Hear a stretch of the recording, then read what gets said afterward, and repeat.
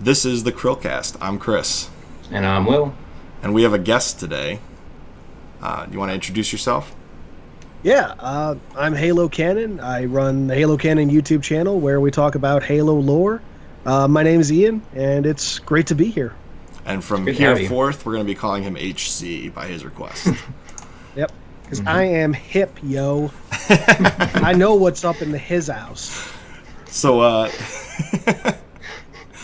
before we get started, do you want to give a quick little spiel about the channel besides what you've already said, or are we ready to go? I mean, just if you want to know a little bit more, like I said, it covers Halo lore primarily. So everything from who is the Master Chief to a lot of detail about the armor he wears or different weapons the UNSC uses, book reviews, comic reviews, anything that has to do with the story of Halo.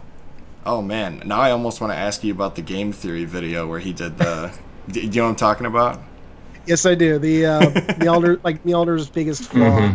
Yeah. Which, at the time it came out, I'll admit, I was almost like, I guess that could kind of work, but I think there might be some lore issues there. And then, because I'm pretty sure it was before Halo Last Light came out, is right in Halo Last Light, they basically, probably without intending to, but you never know, they basically disprove his entire theory, because there's a moment where, like, in that book, Veta Lopez, the main character, she had been distrusting of the Spartans, and she had, there's probably some more detail I'm not exactly remembering, but she had put a little explosive at the back of Fred's Mjolnir armor so she could disable it in case she felt threat. Oh yeah, she thought he was the murderer, that was it. Because that's a murder mystery for anyone who hasn't read that book. So Veta Lopez, this detective on an alien world, she thinks Fred the Spartan is the murderer, and she puts this little explosive on there, and then she eventually has to set it off because he is about to murder her, though he's not under control of his armor. A Forerunner AI got in there and started controlling it. So she manages to disable it by blowing out like the link between Mjolnir and the neural lace. So, and that was essentially the whole crux of MatPat's theory, was that when you hit it, it canceled that and caused the entire armor to collapse, killing the Spartan. As it turns out, though, Mjolnir has fail-safes to prevent that from happening. Because the UNSC, in some cases, is competent. Some cases, yeah. Some cases, yes. I remember that there's like a huge argument online about his video, and I'm glad that we brought this up, because I wanted to know what the final answer was on that. So I'm glad that we had to ask that question. Yeah. So now we'll delve into the questions we'll actually... It was a good attempt on him, and I honestly, I never fault his theories, because it's like, dude's having fun, making theories. Yes. If they end up being wrong, that's not really the point of theory crafting isn't to be right or wrong, strictly speaking. It's like, it's basically to figure out a headcanon. How can I explain this? You know, go down that rabbit hole and have fun doing it. Exactly. That he was wrong about that, it's unfortunate for him, but I still enjoy the video. Yeah, like I really enjoyed his Persona video, even though he was way off. Yeah, Chris enjoyed that video. I mean, if you could like give him a couple of extra, like, okay, I'll give you a couple of what's it called? Like, I'll just take him for his word for a couple of these things. But I know that he's wrong, so I just like, okay, I'll give you that for now. We'll see where you go with it. Exactly. Now we'll get to Will's actual questions, because he wrote up this interview. I give him full credit for the questions. Oh, so. Thanks. Yeah, they were so great. So, all right. Well. So, I guess starting off simple. What inspired you to be a Halo content majority channel? Well, let's see. I mean, essentially, by the time YouTube had come out, Halo had kind of become the franchise I was mostly invested in.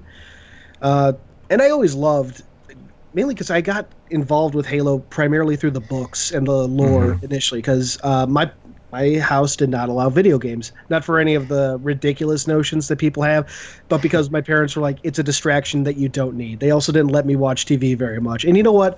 To their credit, they're kind of right. Rented a PlayStation 2 for my birthday one year, and I did not do anything for 2 weeks.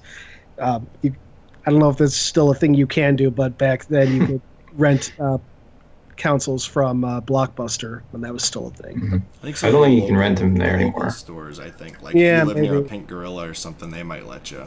Yeah, see, I have no idea what that is. Anyway, though. Yeah, anyways. So, where was? Yeah, so like my main way of engaging with them was through the books that a friend had introduced me to. Eventually, of course, I did get the councils, but because of that introduction through the books, the lore became my bread and butter, and I started going on to Bungie's forums and other places like HBO and just seeing what people were talking about with the lore. Then, of course, YouTube comes around. My early days on there were a lot of machinima or just really stupid random videos I made with friends and whatnot. And for the longest time, I had this idea in the back of my head. So at that time there was pretty much just Halo follower as far as a dedicated Halo channel. Yep, I remember those times. Yes, and he would get lore wrong all the time, and eventually it just came to a head where I said, okay, that's enough. I know what I need. I need to make my channel. I need to set the record straight. And I actually remember the exact video, more or less. He had been talking about how the Didact was like if the Didact would return after Halo 4, and this was actually before Halo 4 came out. Mm-hmm. And I was just sitting there at my computer watching. It's like, you dumb.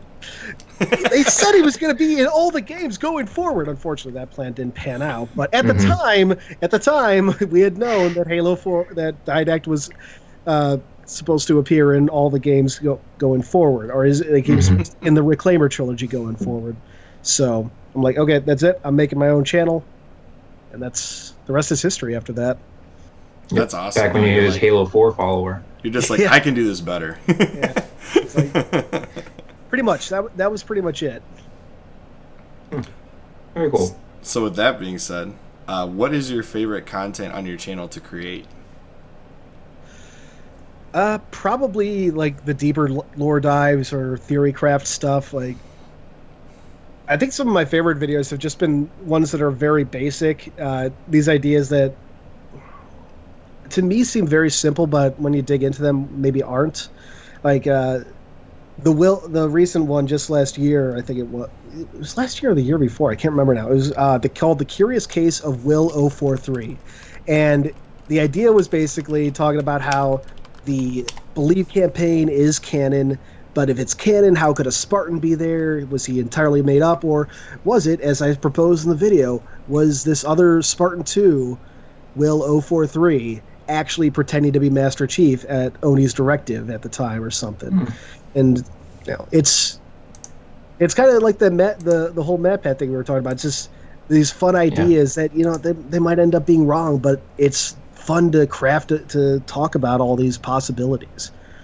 And you have other ones like the progression of the Mark V platform, and in the wake of all these different versions in Halo 5, or is Naomi actually one of the Spartan Team Red from Halo the Fall of Reach and stuff like that. And it's just, that's probably the most fun, that kind of stuff. Like the more speculative things that you put together. Yeah, very much so. I think those are actually really fun to listen to too, because honestly, I just don't know where you're going with it. And I already I'll tell know, you, half the time when I'm writing the scripts, I don't know where I'm going with it until I get there. Yeah, exactly. So it is really enjoyable to see where you end up. Yeah. So actually, you have it on screen right now with the cover of Ghosts of Onyx. Like, I had the whole theory crafted with Will, and then all of a sudden I'm like, wait a minute, on the cover of Ghosts of Onyx, there's this other Spartan in Mark 6 armor. That was originally supposed to be Fred, but now that doesn't work canonically. Ooh, I know how I can make that work now. It's actually Will. It all works, man. There you go. Mm-hmm. With that being said, how long does it take you to write a script? It honestly depends. Like those theory ones that we're talking about, those can be very quick if it's an idea I've had for a long time. Mm-hmm. Like going back to Naomi, if she's a member of Beta Red, one of the various Red Team subgroups that were created in Halo: The Fall of Reach. Once all the Spartans landed, had to split up to do different tasks. That's one that was around for a long time, and eventually I made that, so that was very quick. Will 043, that one took. The script itself was very quick, but the process of coming up with the whole theory that specifically, I think the believe part took a long time because there were aspects of it I'd had for years, like the Spartan and Spartan Strike, which is on screen right now. I always thought, hey, that's got to be Will because that can't be Master Chief, but because that doesn't make sense canonically. And you are Halo Canon, so exactly. I'm very strict about the canon. I'll tell you. One time, because I record all video gameplay of all the games. I just have a library of gameplay and cutscenes and whatnot. And for Halo Reach, I originally recorded it as a female Noble 6 because that's what I play as most of the time, a female Noble 6. But then it came out that Noble 6 is canonically male, so I'm like, I went back and re-recorded all that gameplay with male Noble 6 because I'm sticking to the canon. Yeah. If it's going to be in my video, I'm going to make it as close to canon as I can. That's awesome. But going back to the actual question about how long it takes, those ones are pretty quick. Informational ones, depending on how much information, that can be a couple weeks. And to note, I have to basically spend about, if I'm lucky, I might get 5 hours a day to dedicate to Halo Canon, the channel, because I work a full-time job. I understand that struggle. Yeah. So, right on the morning train to work, right on the train back from work, and then I get 4 hours at home to do whatever. Book reviews, then, they probably take the longest. That's at least a month. Yeah, because you got to read it first. Yeah. And I've gotten much better at it lately, because I used to read the whole thing, and then I would sit down and try to remember everything I just read in the last 24 hours. Because I used to sit down and read these in a single day back when I was in college. But, now it's, okay, read a chapter, summarize it. Read a chapter, summarize it. Oh, that's what I think. Probably definitely helps later. 100%, yes. So, very time-consuming still, but that's pretty much that. All right, I believe Will has your next question. Yeah. All right. So looking to the future, what are you most looking forward to with Halo Infinite? Oh, that is a tough one. As far as stuff that we actually know about, just Installation 07 probably would be the thing I'm looking forward to. Is that confirmed or is that still speculation? That's speculation, but there is a lot of... it's very heavily implied. The original 2018 trailer had that Morse code, and it says something like SOS Zeta Halo, something like that. It directly says Zeta Halo in there, and Zeta Halo is the Greek letter association for Installation 07. But then the most recent trailer, last year's trailer, on the Pelican dashboard, if you zoom in on that, there's an area that says Local Ref Zeta, which can honestly mean a lot of things, but it's kind of like, why Zeta of all things? Yeah, why do they put it in there if it does mean something? Exactly, yeah, so it's heavily implied. Yeah. Now, how hyped were you when you saw that trailer? Very mixed, honestly. Oh, really? Yes. For a lot of reasons, but mainly because of the way Chief looks, and this very unpopular opinion incoming. I'll say first off, I do not hate the way Chief looks. In isolation, he looks damn cool, honestly. But as someone who is a big fan of the Mark IV mod, the Mark VI mod armor, basically for anyone who's unfamiliar with the nomenclature, the armor seen in Halo 4 and Halo 5, the Halo Infinite armor feels very much like a regression. It's not even necessarily that it's essentially that it just looks like it's like, okay, we're just going back to Mark 6 from Halo 2 and 3. I would have liked that's exactly what they're doing. I wonder if they're actually going to explain it. I really hope they do. And I'll tell you, it annoys me. I see a lot of people saying, "No, we didn't get an explanation for the other change. Why should this one?" So just because it was a bad decision not to explain that, it's a bad decision not to explain this. Just explain it. If you don't like it, skip it. Skip the cutscene. But no. Like if his armor was battle damaged and he had to revert back to the old armor. Yeah. Somehow. That's honestly something I don't like either. I actually made a whole video on why that wouldn't work. Oh. Canonically speaking. Yeah.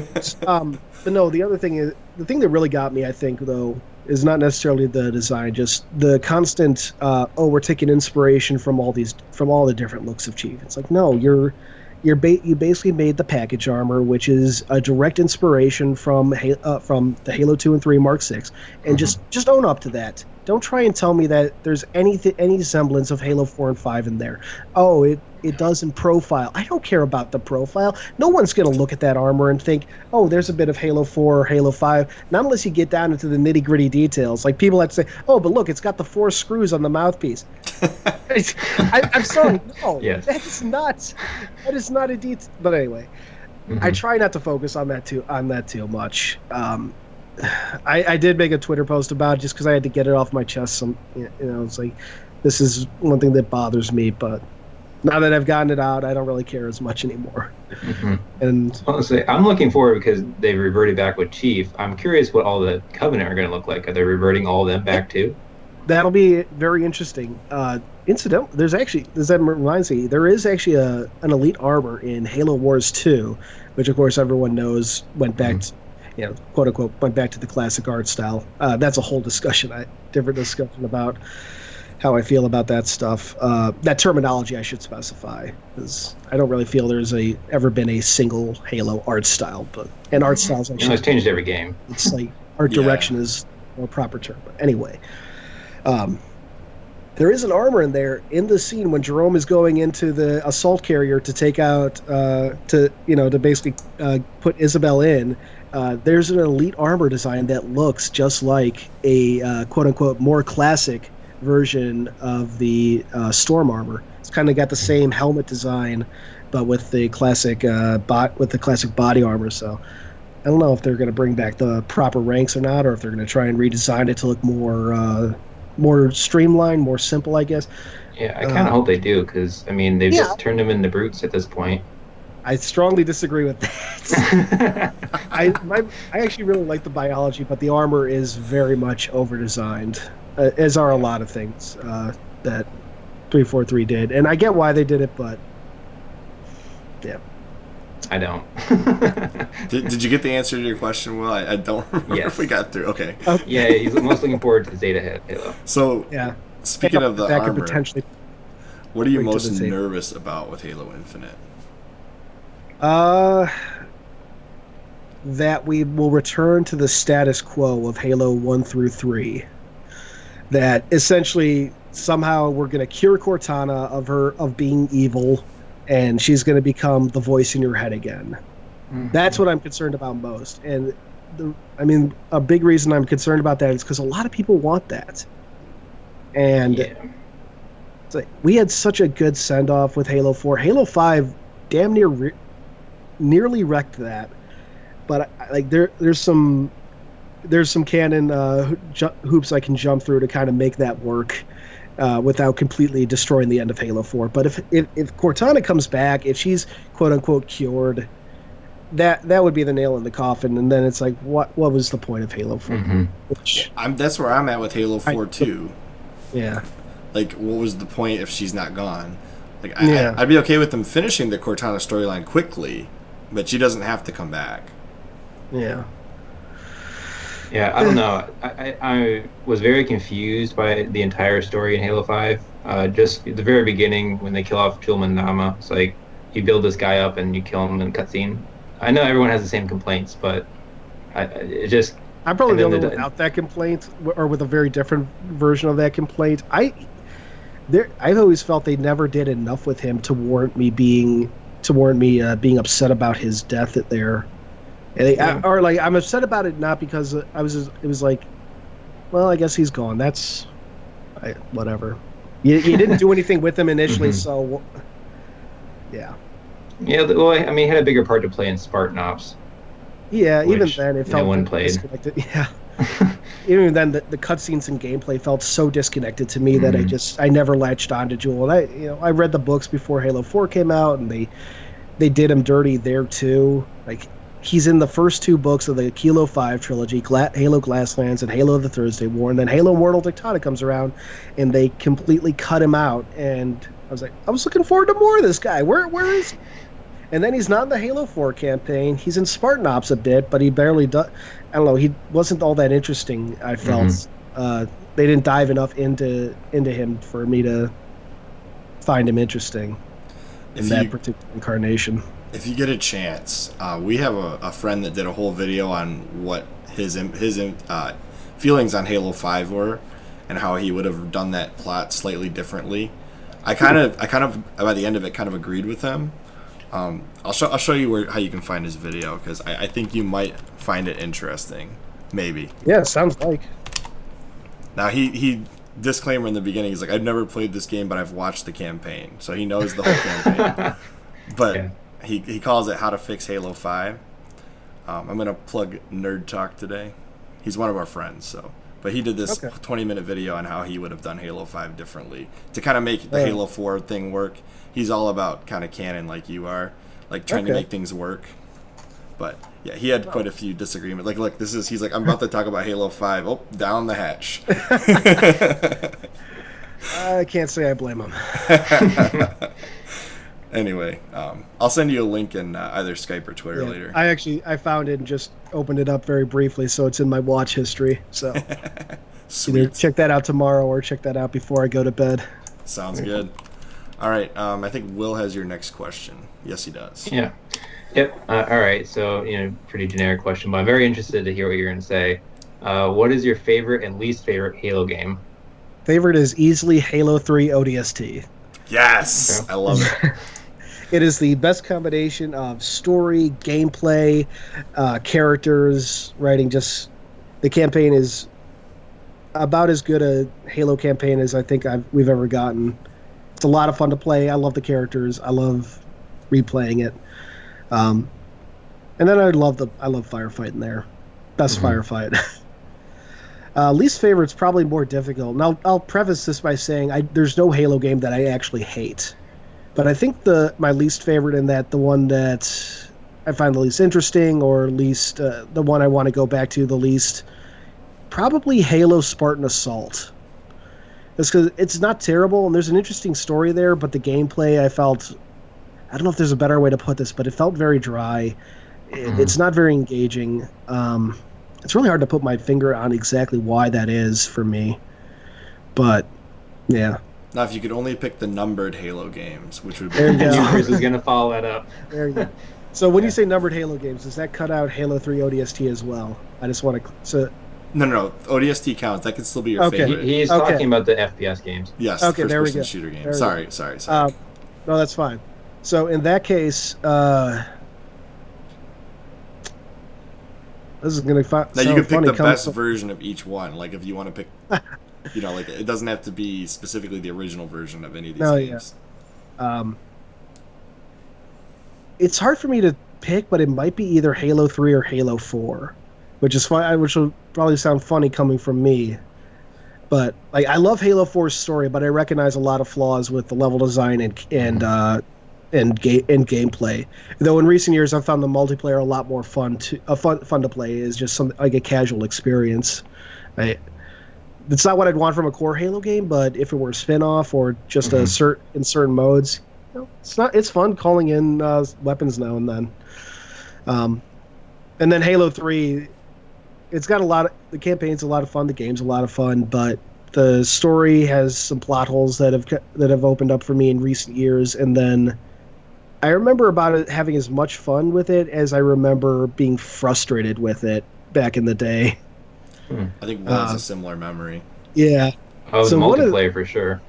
Yeah, exactly. And even if you want to like cut out issues like lag switching, black screening, all that kind of stuff, if you want to cut that out and just kind of look at what the raw multiplayer was, I still had issues with it. I do not like the bullet travel, the bullet spread on the BR. I used to be a BR defender for Halo 3, incidentally, and then I woke up.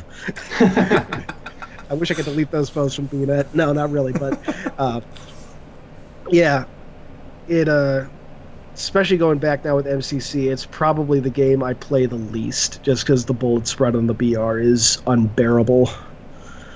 Yeah, I totally agree with that. I still think the ending to Halo 3 and Halo 1 are probably my two favorite endings to a campaign ever for like an They're The legendary endings. Yes. Well, not that, but just the race against time to finish the game. Yeah. I do like the Warthog Warthog runs. Everyone gives them crap. I love them. I I love think them it's so too. fun. I actually remember when Halo 3 came out, or more accurately, when I finally got to play it. I was disappointed that it didn't have a timer, and even to this day, I kind of am, because I always felt cheated. I guess like you play, especially because I finally got to play Halo 1 all the way through in 2007, the same year Halo 3 came out.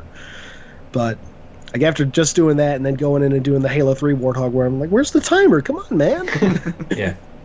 Yeah, that's a good point. I never realized that it was missing, but if you slow down in some points, it's like it does end. You know, it's like you're gonna fall, you're gonna run out of time. Which that kind of re-elevates it up for me a bit, because once you realize that, and oh my god, doing deja vu, knowing that stuff, or not, was it deja vu? Whatever the one is where you have to do the ghosts on with the 4 friends. Yes. Oh yeah. There's a second one of your people lags behind. One of the Vidoc challenges, right? Yeah, that or Vidmaster challenge. Vidmaster, that's not yeah, Vidoc. yeah. Vidocs for the videos that came out. What was that, before Halo 3 came out? There was a bunch of Vidocs or whatever.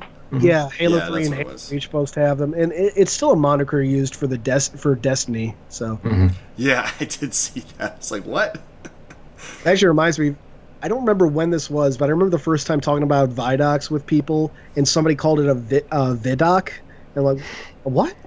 It's like, no, it's Vidoc. No, it's short for video documentary. It should be Vidoc. Okay, you're right, but That's still, fair. it's like, I okay, disagree. you're right, but no. Yes, exactly. I bet you say GIF too. All right, so number 6 is an interesting question. I'm not sure it's been posed too often for you. What is another game franchise that you love and would consider covering on your channel? Gears of War. I have I'd say I have an equal love for that franchise, especially in terms of lore. I loved all the original books. I have yet to read, and I hate to admit this anywhere, I've yet to read the newest Gears of War books and comics. I have them, but I just haven't had the time to sit down and read through them. But I loved all the original stuff. The new stuff, I've heard a lot of good things. Mixed on the book at least, but comics have been pretty good. And Gears 4 and Gears 5, oh my god. Halo had some bumpy start after the new developer, but the Coalition. Yeah, I felt like they've Microsoft, done a better job. And it's entirely because they got to learn from 343 Industries' mistakes. Microsoft especially, they instead of trying to build a studio up from the ground up, they said, okay, we got these guys, Black Tusk, they're already working together. Let's just use them. And then we get one of the original. You basically get Gears' version of Frank O'Connor in Rod Ferguson to head it all up, and it worked wonderfully. Do you think him leaving is going to be a problem? It does give me pause. I hope not, since they have 2 Gears games under their belt at this point, and again, it's a studio that had a pre-established history of working together and knowing how to develop games together.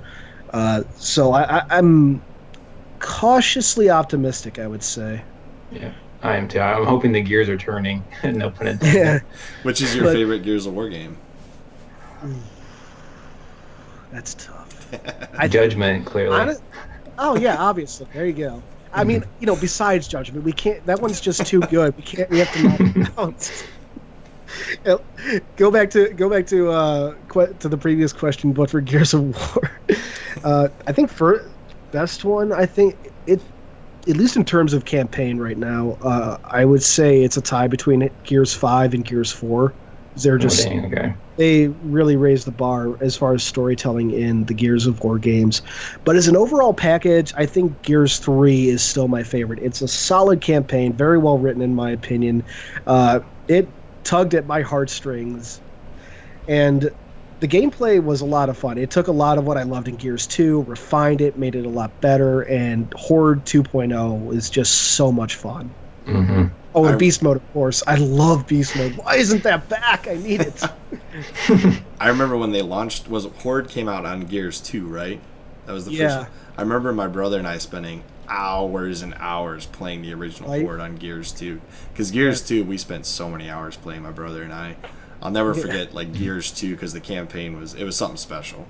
But I don't know if we ever actually got through Gears 3, to be honest with you. The gear did not continue turning because my brother went to college and left me to play it by myself. So that didn't. Yeah, my wife actually likes Gears better than Halo because she can like see her character. She gets dizzy in first person. Oh yeah. I recently found out I get motion sickness from VR, so that's fun. Not all VR, but anything where you're moving around. That's so. All right, well, you got the next one. If I ever had the chance, I would totally cover Gears on my channel or start another channel to cover Gears and other franchises. Yeah, I mean, I would be very interested in you covering that. I've seen you cover the Halo channel for years now. And I like to see like the deep dives in the Gears That would be cool. Win me the lottery and I'll do that. Every time I see GOW as a like acronym, though, I always think of God of War. It always throws me off. I was thinking Gears of War, but I understand why it would go the other way for some people. They're both. But then now it's not even that. Now it's just Gears. Yeah, that's true. Everybody just shortens it to, probably because people like me confuse it sometimes. Well, not even just that. It's like the franchise is officially called Gears now. That's that's true. God damn it, Rod. Yeah. Well, everyone was calling it Gears anyway, and then I think didn't he say it is like trying to take it into a different direction now to like kind of distance it from the original trilogy? Yeah, he did. I still don't like it. Like the idea. I get that people call it Gears, and I get the idea of the new direction, but it's like, I don't know. It's like calling Halo anything other than Halo. To a degree. It would. Yeah. What would you call Halo if you didn't call it Halo? I mean, I don't even Ring know. World. Redshift, obviously. Redshift. Marathon. Marathon. Oh man. Donna. Marathon. All right. Well, you got the next one. All right. So this might be kind of controversial, but so you can answer it if you want to. But what are your other what are your favorite top Halo channels? So in no particular order. Hidden Xperia, Late Night Gaming, Installation 00. I've really been enjoying a lot of his stuff because I do a lot of general ideas. He dives in deep on that stuff. What was that last one? Installation 00, like the Ark. Oh, okay. Yeah, that's the guy. Okay.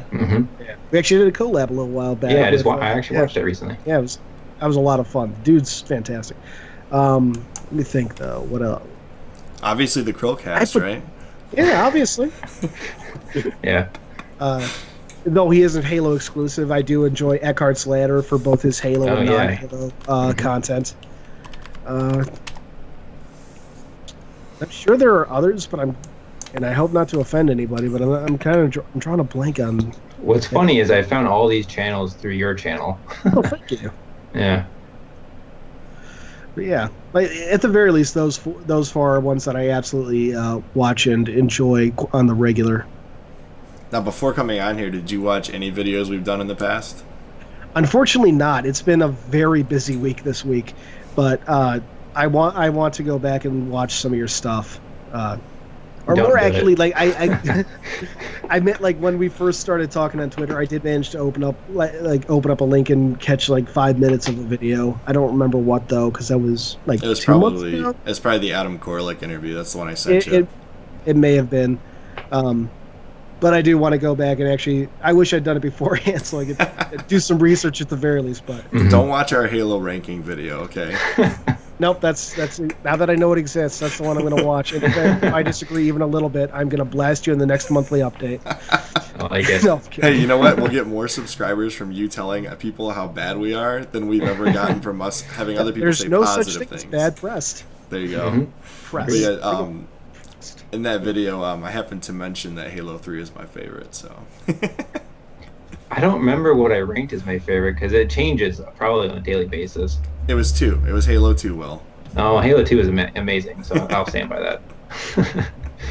Anyway, so then, what is going on? Sorry, I live in the city, so you're hearing that was someone... you, Will, okay. Yeah, they're doing wheelies in the street right now. Oh, fun. Are you a mostly Xbox guy? Yeah, mostly. Okay. Not necessarily because I wouldn't classify myself as a fanboy of it. I was at one time, which kind of influences why I mostly game on Xbox these days. But because essentially once I started gaming on Xbox, it's just easier to continue using the same system. Most of my friends are on there. Absolutely. Most of the people I know game on there, that kind of thing. But I have no like I actively PC game. I used to actively PlayStation game. I have a PlayStation 4. I have yet to use it, but we have what's it called? Final Fantasy VII Remake. So hopefully that'll finally get me to bust it out. There you and go. that's not And the whole thing there is just it's entirely about having the time to play, Yes. rather than oh, I like this console better. That whole thing just annoys me at this point. Hey, you know what? But you can have an opinion on controllers, and I have to say the Xbox controller is very nice. I do. It really like is. the Xbox controllers. I agree. And I was actually just talking about this with my roommate last night. I don't know exactly what it is, but something about having one joystick higher than the other, just for whatever reason feels right to me. Like even as far back as the PlayStation 1, the positioning of the sticks has always felt weird for me. I can never tell you why. I will say in PlayStation's defense, I much prefer their bumpers and triggers on there. It's much easier to use use two fingers on those rather than alternating a single finger. Whereas on Xbox, if I try using two fingers, it always feels weird and my entire gameplay gets messed up. This is, in my opinion, the perfect controller. The Xbox 360 wired controllers, where they don't have the little bump in the middle, I think this is the perfect controller. And it's black, so this is the one I like. I like the black controllers just for the design, but the 360, in my opinion, was the best controller Microsoft ever made. The Duke was the best. I don't know what you're talking about. The Duke's pretty fun. I got the what is it the like PC, the new one they made that's really? With PC and Xbox One. It's a lot of fun to use. Is it the green one or did you get the black one? I think I got the black one. Okay. So speaking of the Xbox Series X, which is apparently just going to be called the Xbox, what game other than Halo are you most looking forward to coming out for the Series X? Honestly, I don't know. I haven't really paid attention to what other games are coming out for it. I haven't really There's paid much one attention other confirmed one. Yeah, I haven't really paid much attention to what the details on the next generation. I know that there's some event in April, I think, that they're gonna unveil the Series X in more detail. So when that comes out, maybe I'll form an opinion. But yeah, right now I don't really know. My theory, my game theory, is that they're gonna announce a Fable game and a Forza game, and obviously Infinite will still be a front runner. Yeah. If Fable comes out with Infinite, I'm buying it day one. I have been waiting for that game for so long. It would be nice if we could get a good Fable game. They had Fable the Journey. Come on. I haven't played that, so I couldn't comment. It's a Kinect game. I was joking. It's a horse riding simulator. Yes. Oh, that one. It's like if the Oregon Trail was just the horse riding, and not fun. And not fun. I was gonna say, can I still get dysentery? If I can't get dysentery, then it's no deal. You can on the Wii version of the Oregon Trail because I have that. And you can drive the cart just like that. That's funny to think that there's a Wii version. Yeah, it came out. I think the DS version came out at the same time. I did not know there was a DS version. I'm pretty sure that there is. Blown right now. Oh my I own God. the Wii version, and it's actually worth money because they didn't print very many copies of it or something. Because last time I looked on eBay, it was like $50-$60. It was like a $20 game when it came out. That's not bad. So it's probably still going up. We'll see. Yeah. Hold on to that for another 20 years. There you go. Look, Karen, it'll be worth $80 in a year. Oh man, what's your most prized possession in the Halo, of the Halo stuff you own? Oh man, I have a lot of those. He's like, I went to the future and got the actual Mark 6 armor. No. I wish. There's some people out there that have like those life-size Halo statues, and I'm so jealous whenever I see that. From my own collection, some of the stuff up there would be, I have the Halo 2, like what is it, 3 foot tall Master Chief figure with him holding the two SMGs that they had in like stores and whatnot. Managed to get one of those. Got the was it the Sideshow Collectibles Halo CEA Master Chief figure, which was like $600 or something like that. Thankfully, they let you make that in payments. Yeah. Payment plans, gift of the gods. Oh, let's see though.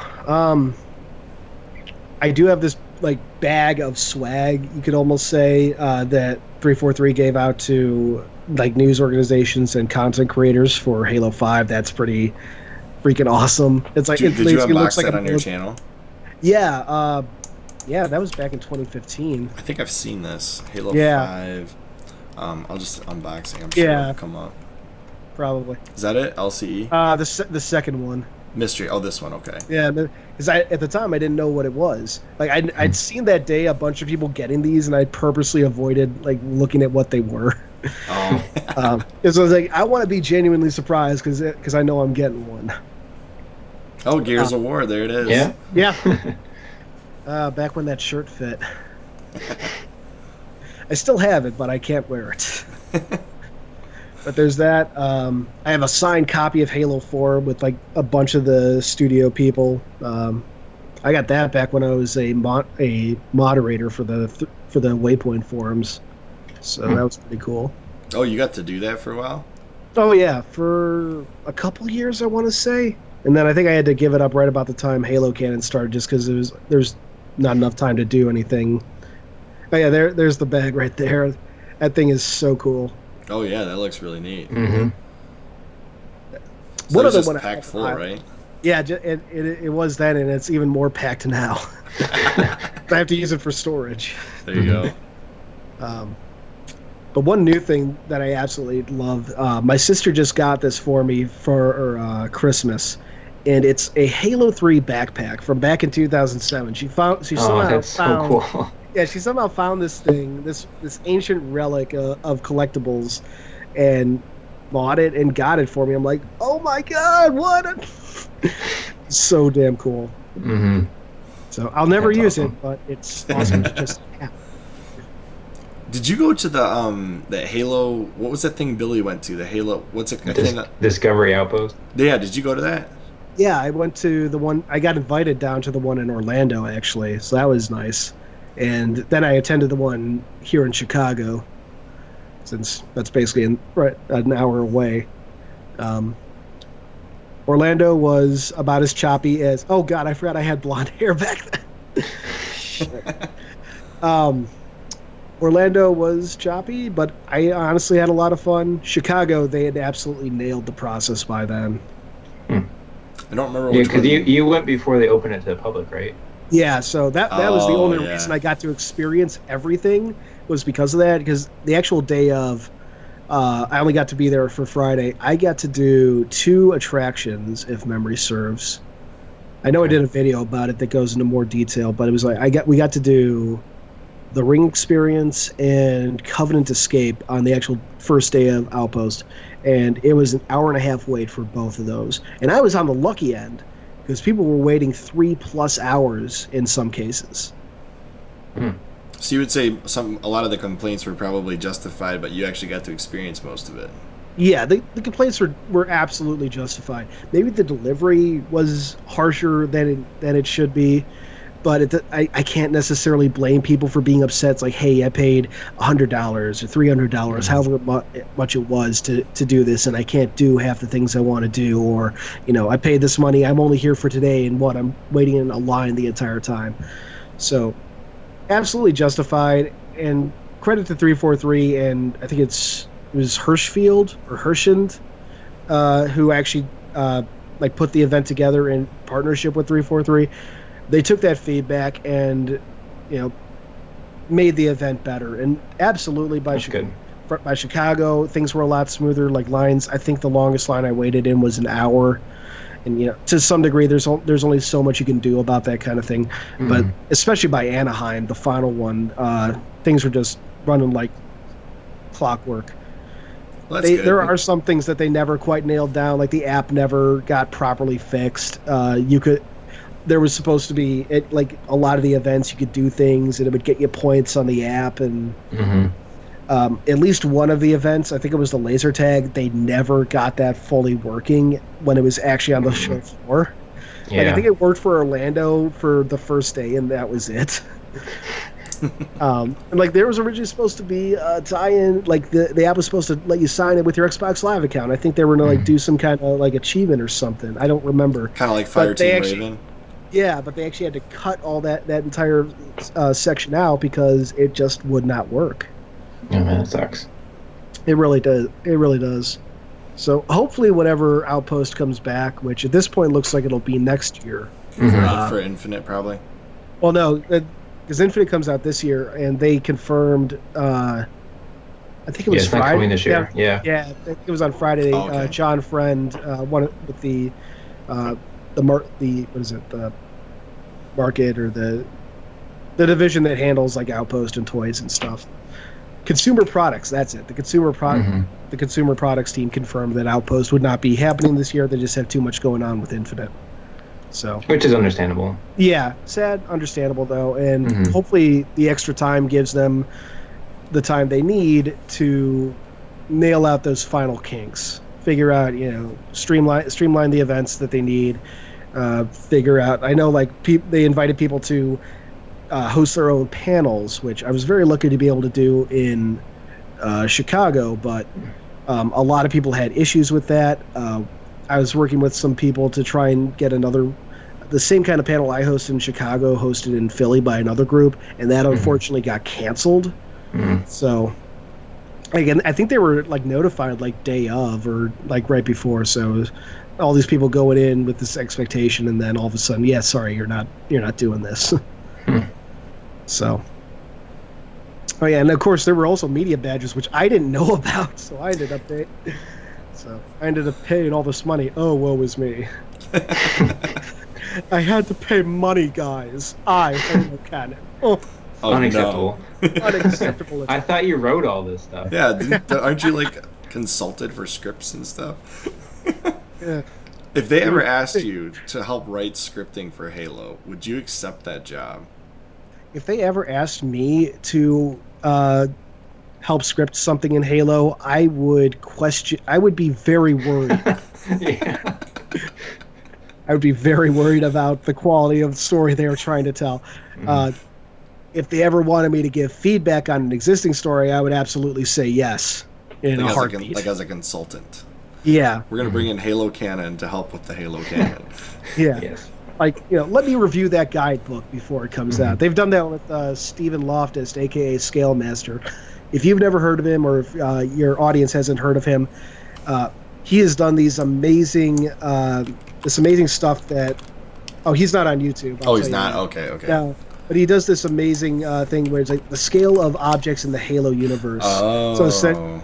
And there's like, if you go to halo.bungie.org, there's actually a section where you can go in and see the scale of all these different things. Like, it starts with Trevelyan, the shield world that once had Onyx. That's from Halo Ghost of Onyx for any of your listeners, which is the size of Earth, or the diameter of this shield world is the size of Earth's orbit around the sun.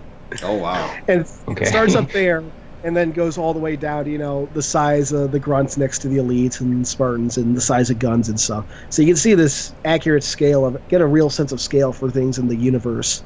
It's really cool. Did you say we can get that directly from going to what was the link again? Halo.bungie.org. Also known as HBO in the Halo community. And yeah. And I think you might be able to find it on the menu to the left. It's like determining the size of things in Halo or something like that.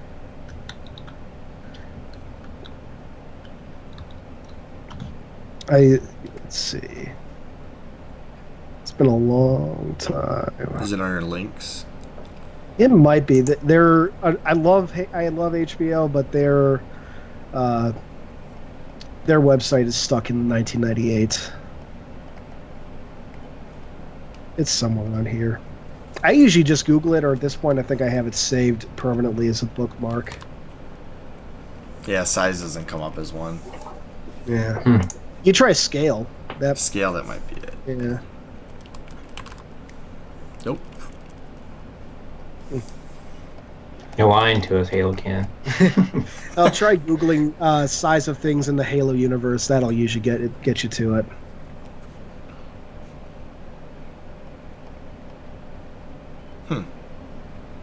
I do have 2 lore questions for you. Shoot. All right, so what is your opinion on the canon changes with the arcade game, and what's the canon changes that are happening to the TV show? So concerning the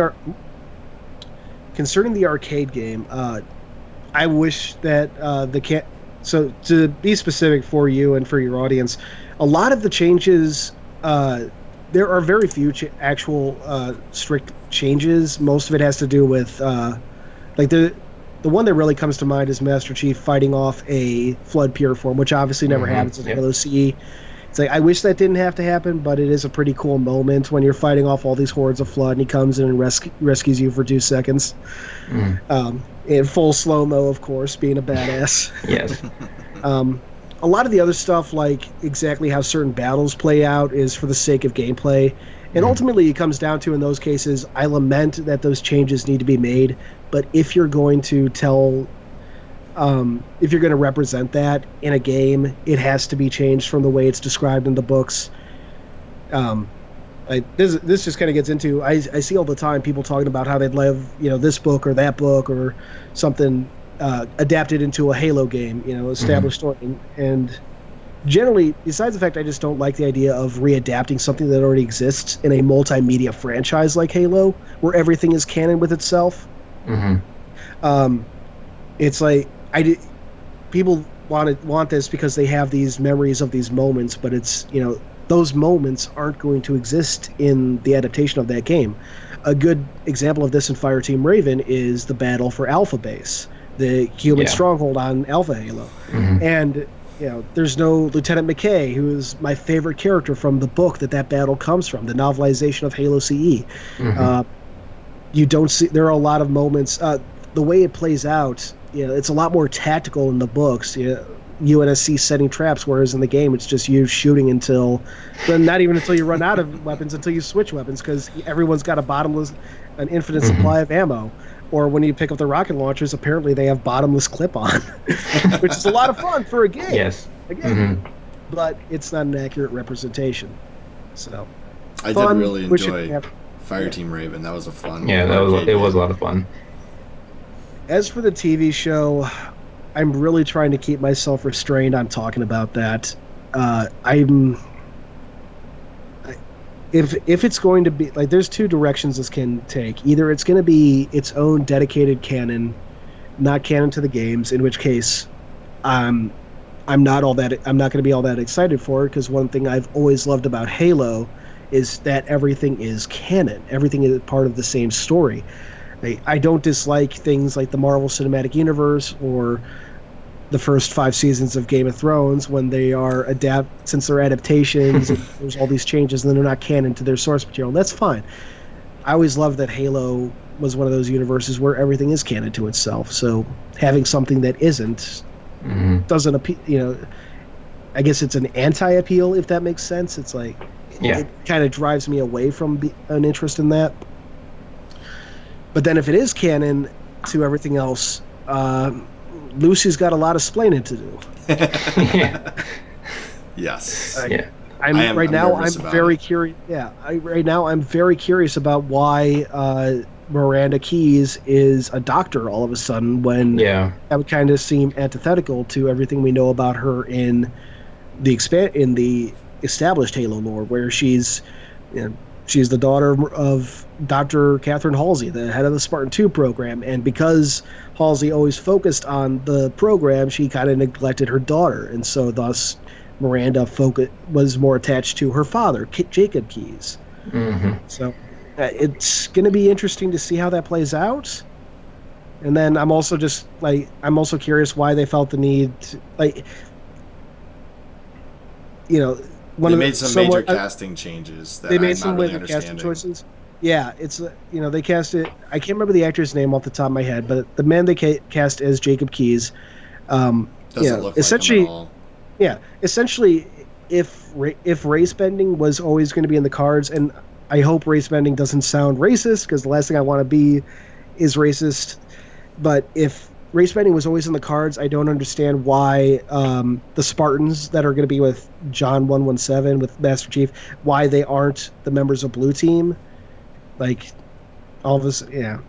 Mm-hmm. So, why isn't that Fred Linton and Kelly? Why is it these 3 new characters all of a sudden, I guess? Mm-hmm. So it's just a lot of confusing things. And then I was fully on board with certain scenes, like Soren. I mean, he's described as blonde hair, blue-eyed, but they never necessarily talk about his skin colors. So, if he wants to be played by, I can't remember the name of the actor, but he's a really awesome actor from the stuff I've seen him in. He played the Shocker, the second Shocker in Spider-Man Homecoming. Yeah, he's a fantastic, he's a great actor, and I would love to see what he does with the character of Soren. And because there's plenty of characters that they hadn't decided those types of things on. Yeah, you could have any actor or actress. The woman who they cast as Margaret Parangowski. I'm fully on board with that. Like, to the point that when I remade my recent Battle of Reach timeline, I used her picture edited to kind of look like a UNSC admiral as my representation for Parangowski. It's like, I'm cool with this being the face of that character who we've never heard. And people are like, oh, but her name's Polish. It's like, this is 2552, man. Yeah, that's true. The hell? Fair. We have a Spartan who's English and has a Portuguese name. Who cares? Who cares if someone who is of Indian descent happens to have Polish names in the 26th century? Yeah, well, there probably aren't going to be any racists at that point anyways. Right. Yeah, I mean, Halo itself is very much a post-race society. As some people have pointed out, it focuses on, like, all their struggles between humans are very much political. Nobody gives, or at least nobody we've seen gives a shit about, the color of your skin, what your who you're attracted to, what you feel like on the inside, stuff like that. It's entirely ideological. Yeah. Yeah. Which is why I think it resonates with so many people. I don't with going back to TV show, I don't care about the races. I'm really confused about the lore, or just the rank changes, and again, you said, not having Blue Team. I'm super confused by that. Yeah. So at this point, I'm mostly just hoping that either it's going to be none of this stuff is going to be canon, or it's just somebody got some bad information. Because, if we have Jacob Keyes in here, and if he's a captain, he was made a captain right after the Battle of Sigma Octantis 4, right before the fall of Reach, which means basically whatever story they seem to be setting up can't happen with established canon. It just straight up can't. So either we're going to have another Halo Reach situation, or it's going to be odd one. It's going to be the odd one out. Yeah, you were able to make that fit, sort of. Yeah. Thanks to a lot of community sleuthing and a lot of effort by 343. It's still, I always call it narrative duct tape, or narrative scotch tape. That was the term. Yeah. So I believe that we're running close to the edge of our time limit here. So I was going to say, Will, do you have any more questions that you'd like to ask him before we let him kind of go? Those are actually my 2 burning questions that I wanted to know about. So. Yeah.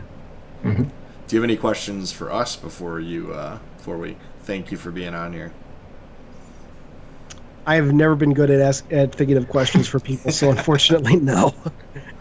Is there anything else you'd like to talk about before we conclude this podcast then? I'll say this because I've said it over on Podtacular, going back to the TV show casting choices.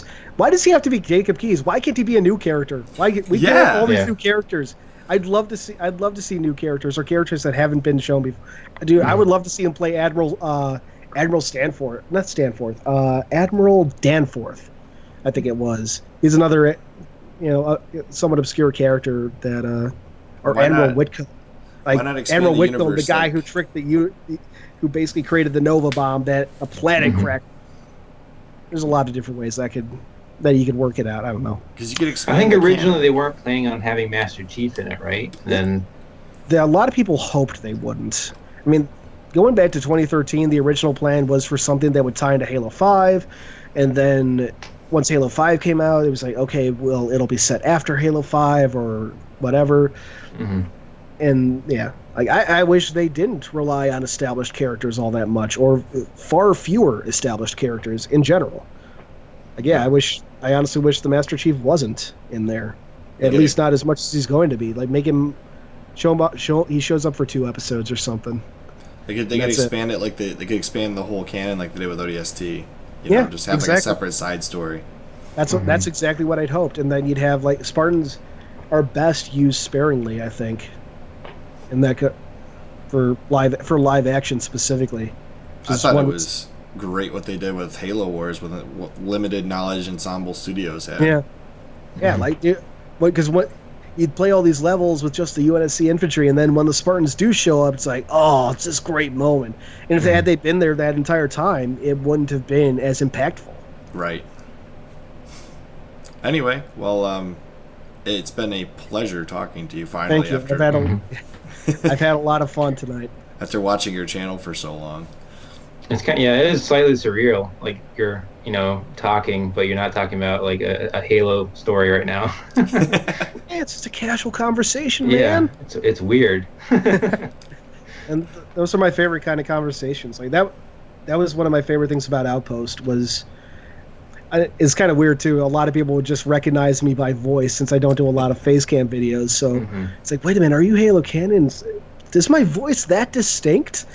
I learned that apparently it is. But then you sit down and we're just shooting the shit, as it were. It's a lot of fun, and yeah. Cool. So. Well, with that being said, you're always welcome to come back on the CHRILLCAST for a follow-up anytime in the future. Once I've watched some of your videos, then absolutely, so I can actually have a better conversation. He'll be like, nope, never doing this again. Yeah, exactly. That's why I said don't watch them. With that being said, well, that's my mistake to choose to make. Again, thank you for coming on. As always, I'm Chris. And I'm Will. And I've been Halo Canon. And we will see you on the next CHRILLCAST.